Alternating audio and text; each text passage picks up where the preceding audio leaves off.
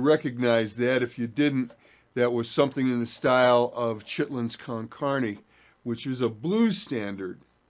And it was a blues standard that was also adapted by jazz musicians, so jazz players have done it. And the most famous version that I know by a jazz musician is Kenny Burrell's version from his record Midnight Blue, which I highly recommend. One of the greatest examples of jazz blues you're ever going to hear. The whole record is mostly a blues record, but with jazz musicians, the great Ray Barretto on percussion, Stanley Turrentines on sax with Kenny, and it's just a great record. A lot of great stuff to reference, and we're gonna look at some more stuff from that record. But in this lesson, we're gonna look at Chitlin's Con Carne, and I have to say this. I don't know how many times I've taught a lesson to somebody, and they'd say to me, well, I want to learn how do you play a lick and a riff and then play some rhythm in there, which is a really kind of a strange thing to say. But the odd thing about that is Kenny does that very thing in this song. So it's a great example of that. It's not something that you do all the time or even part of the time. But on this particular occasion, because there's no keyboard player, he's the rhythm guitar player. So the way I had played the head off the beginning was like this. Because that's what Kenny does. He plays the chord afterwards. He starts the melody.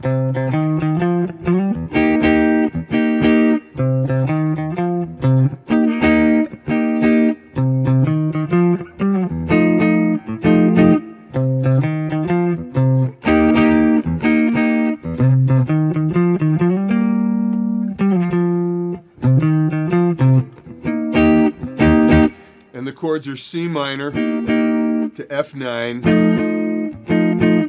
Then it goes to the 5, but he doesn't really play the 5 chord there. He plays that double stop, and he's playing G and B flat, which means he's hinting at the 5 chord.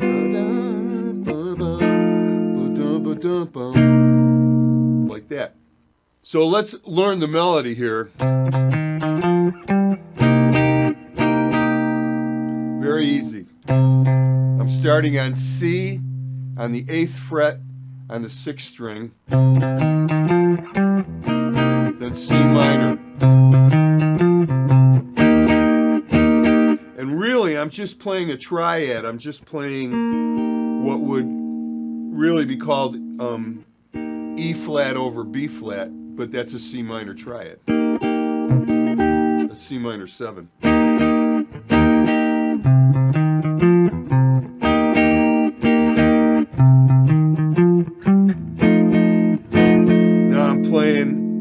This little F7 triad, which is F, A flat, and E flat. And if you're playing in a trio, the reason why I'm playing this is if you're playing in a trio without a keyboard player, you're going to cover a lot of ground with that and fill it up in a really nice way. Whereas if I was playing with a keyboard player and doing this, I might go, I'd play up on the top 4 strings so as to not get in the way of the keyboard player, whether it's piano or organ. So it'd be.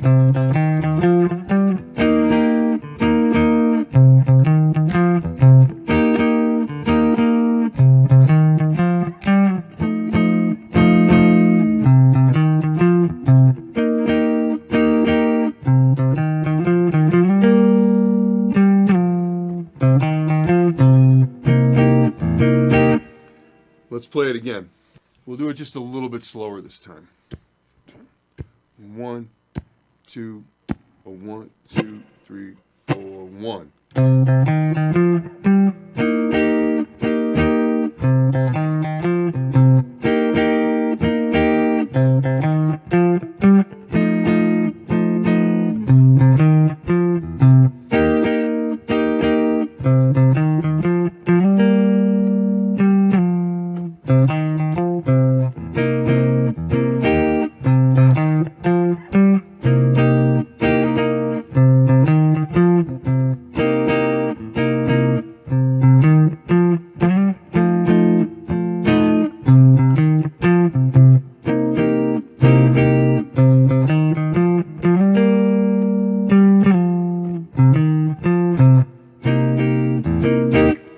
That's it. So what we're going to do is we're going to play the melody, and then we're going to learn how to groove, because in all likelihood you're going to be playing with, if you're not playing in a trio, in all likelihood you're going to be playing with, at least in a four-piece band where maybe somebody else can solo. So whether it's a horn player or a keyboard player, you can learn how to groove in this Latin, jazzy, bluesy feel. All right? So let's play along with the track.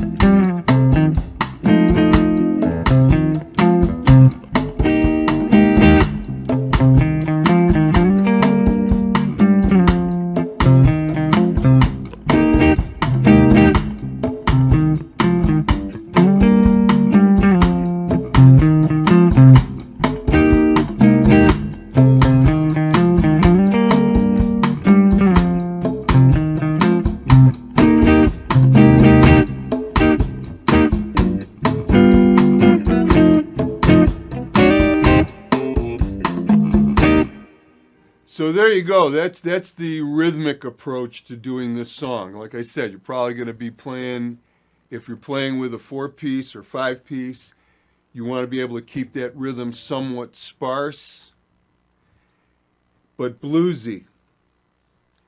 You want to stay out of the way of the other soloist, but you want to complement the rhythm section at the same time. You want to keep your chord voicings very spare like I did. When I was doing that upbeat thing.